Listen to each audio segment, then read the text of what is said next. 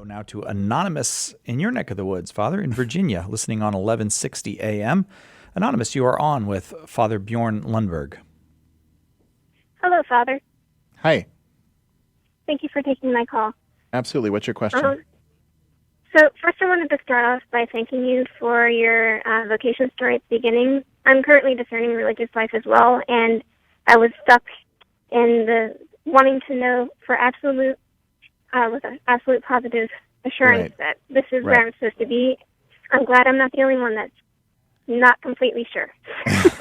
Join the club. Right. So, welcome.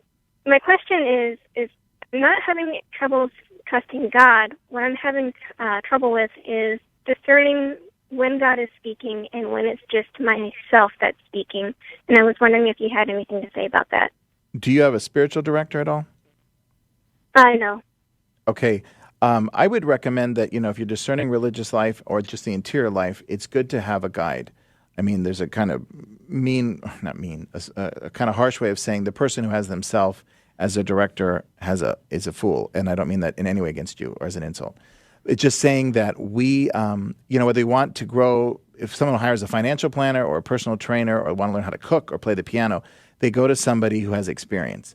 And St. Francis de Sales says when we look for a spiritual director, we should look for someone, and when he was talking about a priest at least, he was saying someone who's older, has been around the block and has experience. 2, very prudent and makes good judgment, doesn't make poor decisions just rashly.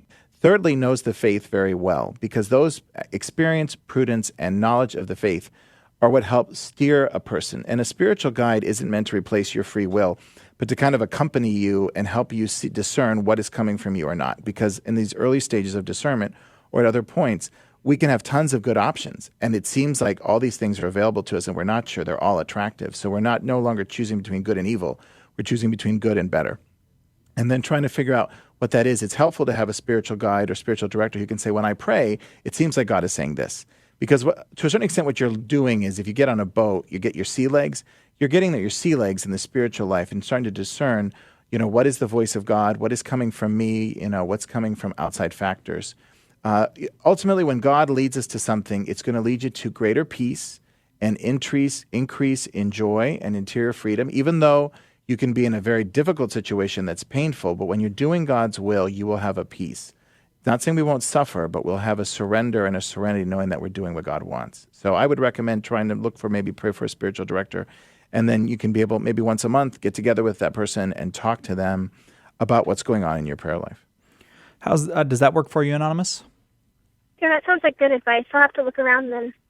That would be good. Is there a practical, any practical way? Is there a list of spiritual directors? How does practically one do that? How could Anonymous do that, Father?